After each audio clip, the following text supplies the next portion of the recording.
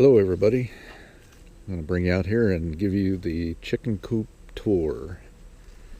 I've pretty much just finished up our new coop that we made for the chickens. We haven't moved them in yet. Still a few small details that need to be finished, but we plan on moving the chickens in here today to let them get acclimated to their new surroundings. It's Saturday, so I want to do it on the weekend while we're home, both of us all day, and keep an eye on everything. This huckabuck setup here is what we started out with. We've got 6 chickens. We live in town. We have a nice property, as you can see here. Got quite a nice canopy from this tree here. It gives great protection during the summertime. During the winter time, though, when all the leaves come off of there, we start to notice that we have some hawk issues. So we put this party tent in place and got some of this bird netting kind of hang over this. We started out with this little Tractor Supply type chicken coop here. Hey Fred. It's supposed to be good for 10 chickens. We've got 6. It's nowhere big enough for even 6, so I put this little lean-to on the side here. We've been getting by with that for about a year now.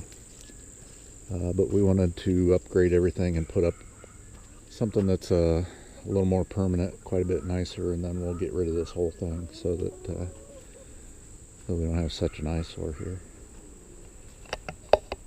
So the coop is very similar to a Carolina Coop's design. The coop itself is 8 feet wide, 20 feet long, has a metal roof.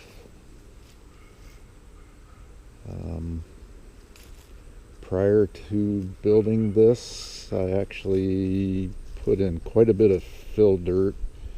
I want to raise up the area where the chicken coop was at so that we wouldn't have any drainage issues or mud, or, you know, everybody that has chickens is pretty well aware of every time you get rain or snow, things get muddy, and I wanted to make sure that this was elevated high enough so that if we did happen to get any sort of moisture inside, it would drain away pretty well. So I put approximately 7 yards of dirt in place to raise the coop up, and then leveled everything off. Underneath the coop I got cement blocks, so the whole coop is sitting on a cement block foundation. There's no actual concrete. You know, you never know what's going to happen, so if we decide that someday we want to get rid of our chickens or something, I didn't want this to be an absolute permanent fixture in the property. The base is 4x4s.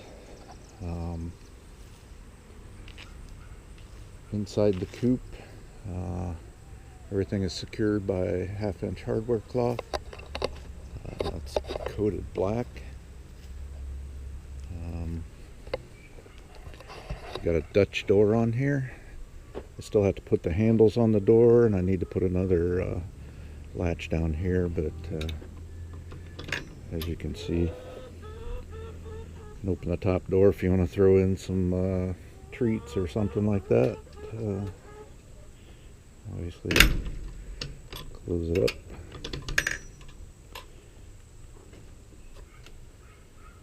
So inside the coop,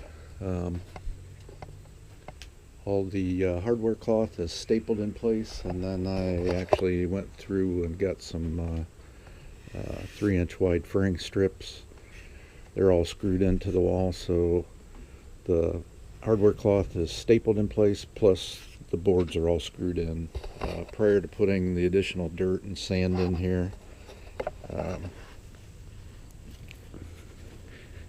I put the furring strips all the way along the whole bottom, so the complete bottom of the coop is secured with furring strips as well, and then put the dirt on top. So after that was all done, I put about 5 yards of dirt in here, and then there's about, I think, 16 or 18 bags of construction sand. During the process of putting the cement blocks in, out here I've got hardware cloth, 2-foot hardware cloth that is secured into the ground, and actually the cement blocks are sitting on top of that. So we've got hardware cloth protection from predators all the way around the complete perimeter, inside, as well as all the windows. We've got a ladies first automatic chicken door. I've had it installed and in place for about a week now, kind of keeping an eye on it, checking when I come out at night to secure the coop. Typically the time of night that I come out here, just when it's starting to get dark, the door is pretty much closing up at the same time. It has a manual switch on it. You can open or close or leave it on auto. I leave it on auto. The door itself, back behind here, there's a computer inside. It has a solar panel, which is right there. Solar panel charges the batteries that run the computer. The solar panel also works as the light sensor. So basically when you come out here at night and it's the right darkness that you want the door to shut, there's a button inside that sets the amount of light that you want the door to close at. And then you come out in the morning, same thing. When you want them to be free, you push the open button and it sets the light sensor so that it opens in the morning when it just gets daylight, closes at night just about dark, and it's worked really well for us so far.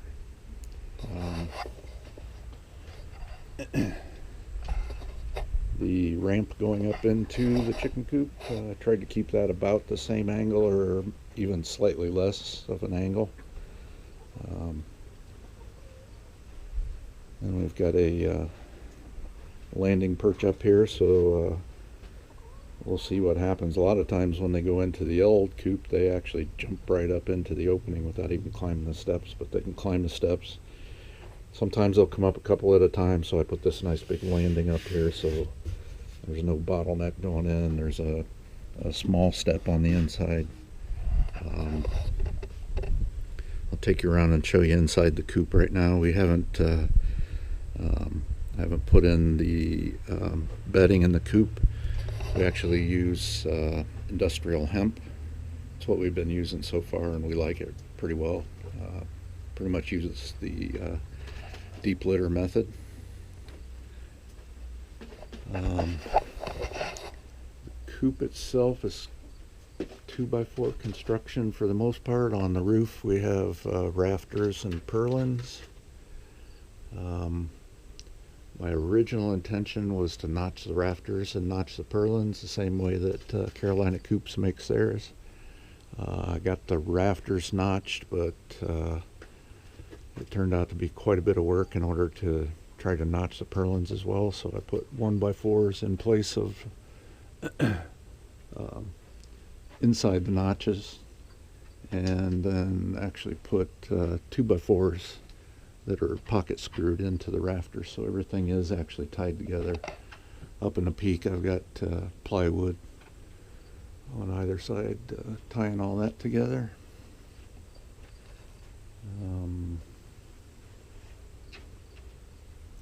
I think that's everything on the inside.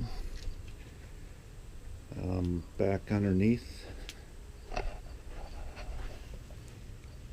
there wasn't room enough to put the boards up in there, so as you can see I've got some special screws and fender style washers back there to hold the hardware cloth in place.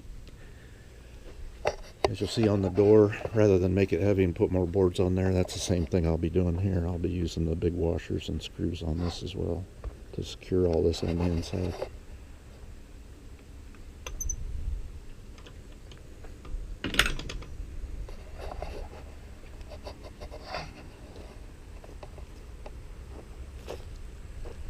There are some trim pieces that go up here that I've made that I just haven't put them up here yet. There's a few of those kind of things I need to put up yet. There's some actual corner trim and so forth that I'm going to be putting on the plywood on the coop portion itself. There's a solar panel for the door.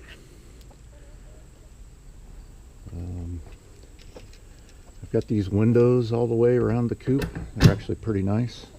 They pop open, lock in place.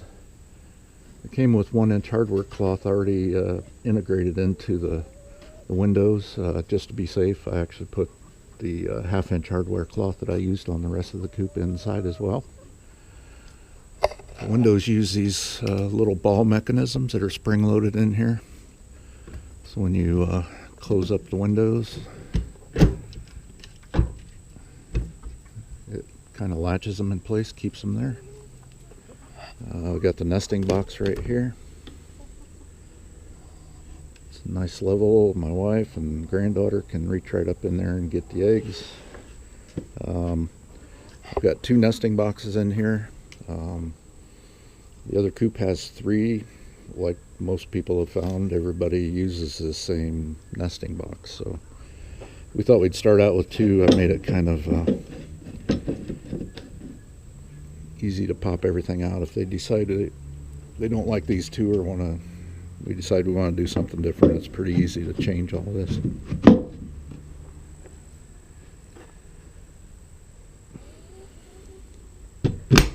Everything's secured by these type of latches that have the holes, the openings for the carabiners. Got nice black matching carabiners for the all the latches. Kind of the same thing back here. I have a couple more latches to put here and handles to put on this door. These doors open wide. Here's what I was talking about on the inside of the windows.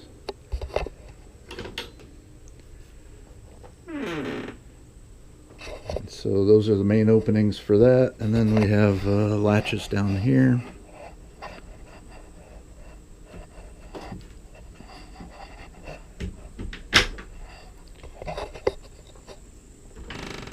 Depends on what time of day it is. Sometimes when it's really hot, they're hard to get open. When it's a little bit cooler, they'll pop right open. But this way we can roll I've got a Gorilla cart. We can roll right up here with the Gorilla cart and come in and clean out the bedding when we need to with the deep litter method. For the most part, most people clean it out maybe once a year, maybe once every 1.5 years or so. Put down the linoleum on the floor to keep it from sticking to the plywood underneath. That'll make it a little bit easier to clean out. Roosting bar here. With 1 center support in it right there. The windows on the inside.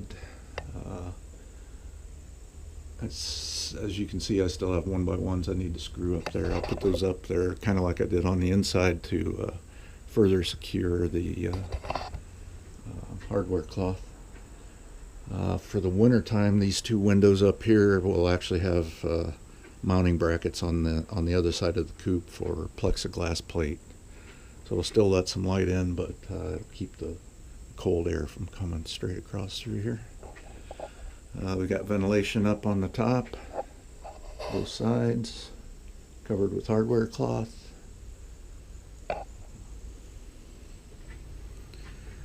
So that's what we've got in here. Squeaky door latches.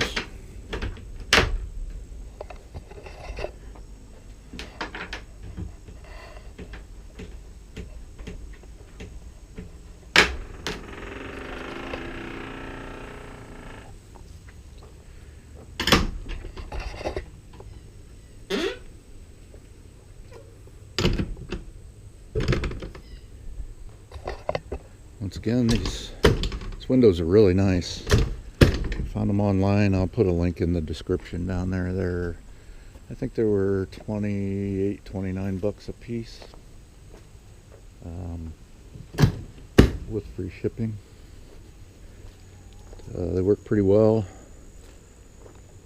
I wanted something that opened out like that, and you know, in case of rain or anything, it Won't let all the rain come inside of the coop.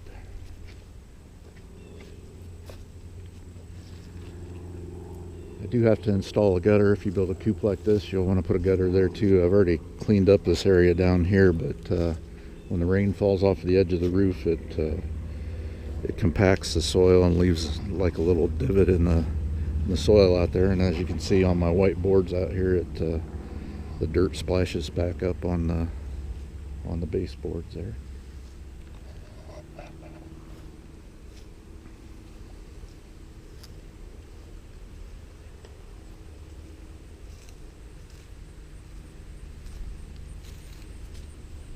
So I think that's about everything I can tell you about it.